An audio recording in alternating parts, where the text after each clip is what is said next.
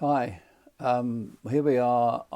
It's Tuesday of the second week of the course, and I find myself thinking about authority and collaboration and how we move to develop a genuine collaborative process with all the constraints of being online, of being part of a graduate course, and so on and so forth. Now, just a little bit of theory to start with. Cooperative inquiry would suggest that all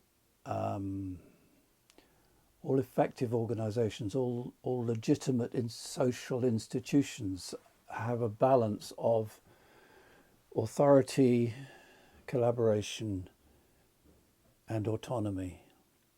So by authority, I mean that there will always be some people who have more charisma, more knowledge, more skill, they're older, or all sorts of things. And that authority can be authentic in that it is genuine and it is based in some kind of consent, or it can be authoritarian, if you like. It can be inauthentic, it can be based on oppression and dominance rather than on consent.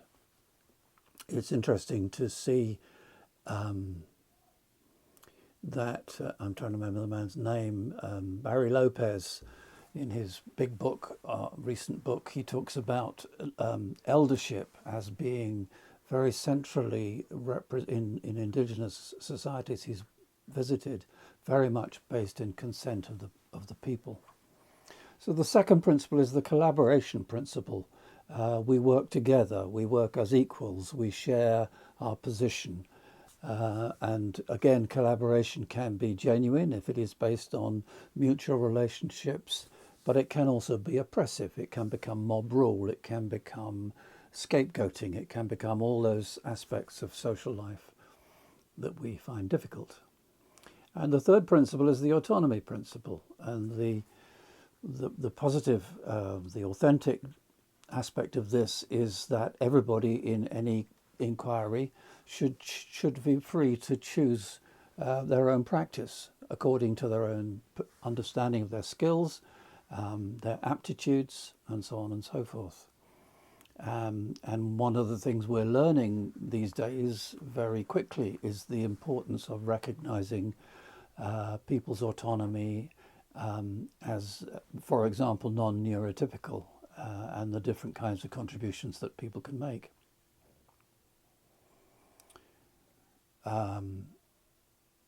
And also the move towards gender fluidity is saying that people can find their own identity and express their own identity in a wider way of doing things.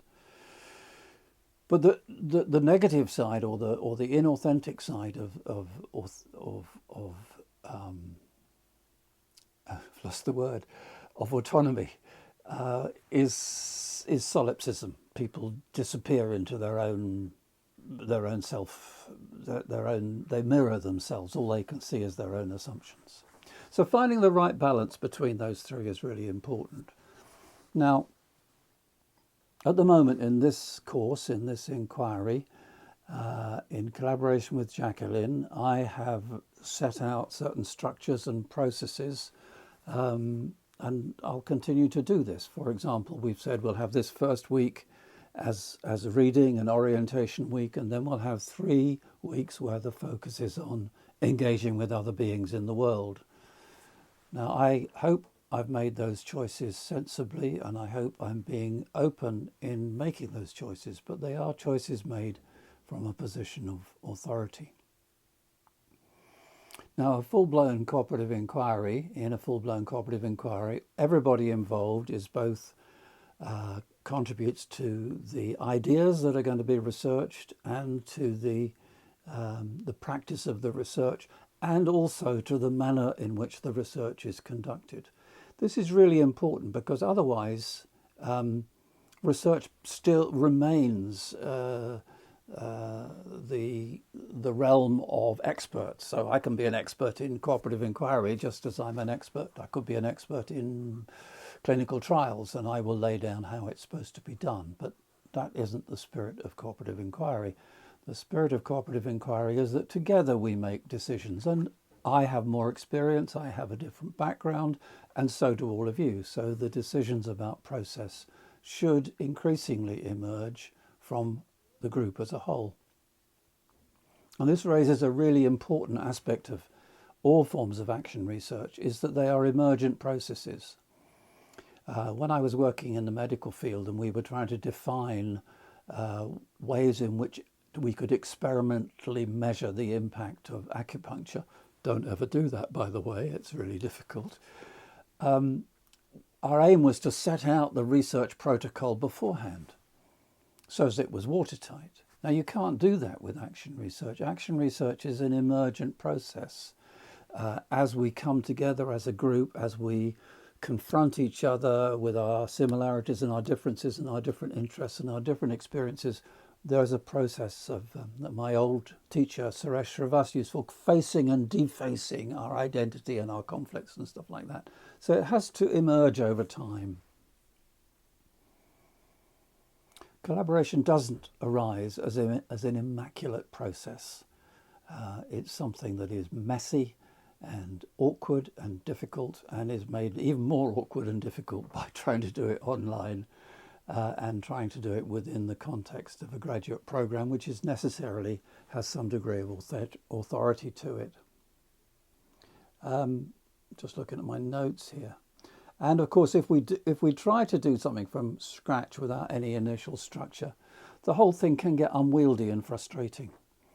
One of the things that produces a destructive group is lack of boundaries, lack of understanding, lack of sense of purpose. So we're continually negotiating and renegotiating this kind of thing. So how do I see myself as exercising the authority that I have both formally and informally? Well, my aim is to be transparent. That's what I'm trying to do here, is to raise the questions that we have in front of us. How do I act authentically in the purpose of the group? How do I move towards a process by which you as co-participants are having an appropriate degree of influence? How do we negotiate that together? That is the issue that I'm trying to raise, and I notice some of you have raised it in the comments you've made. So for the moment, Jacqueline has organised you into four groups of 3 or 4 people, in which you will be able to share your experiences of ontopoetic encounter in the next three weeks of module 2. So these are the groups where we would expect you to read each other's work, look at each other's pictures or videos or whatever else you do, comment on it. Maybe if you fancy getting together on Zoom and talking it through on a weekly basis through those 3 weeks. You can, of course, read everybody's work. That's what part of how we've set this up. So everything is transparent and available to you. But the focus will be on those 3 groups. And we've done that so as you don't have to feel you have to read 12 people's things and write comments on 12 people's things. You can focus on a small number, and we'll change that round next time. Now, there's all kinds of assumptions that we've built into that. We thought it was better to have stable groups than a completely rotating group all the time. We thought that 3 was a good number.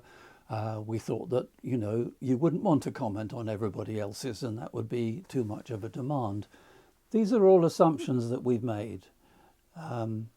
Now, another assumption that I've made, and it's partly because of the numbers, is that I wouldn't be part of one of those groups. I feel that it's my job, if you like, my duty to do my best to read everything that everybody puts out, and I won't promise to provide a comment on all of it, but at least to see it.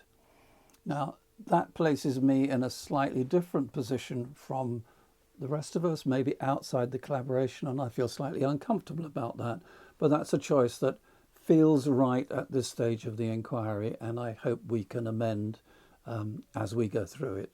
And again, I'm trying to be transparent about the decisions that I'm making. I will, of course, be part of the ontopoetic inquiry. I will be, I think I'm going to stick to working with the river that I've been working with all this summer. I will be doing that. I will be writing a report. I will be posting my own whatever other stuff I do, pictures, videos, reports. And that will be open for you to comment on, and I hope you will.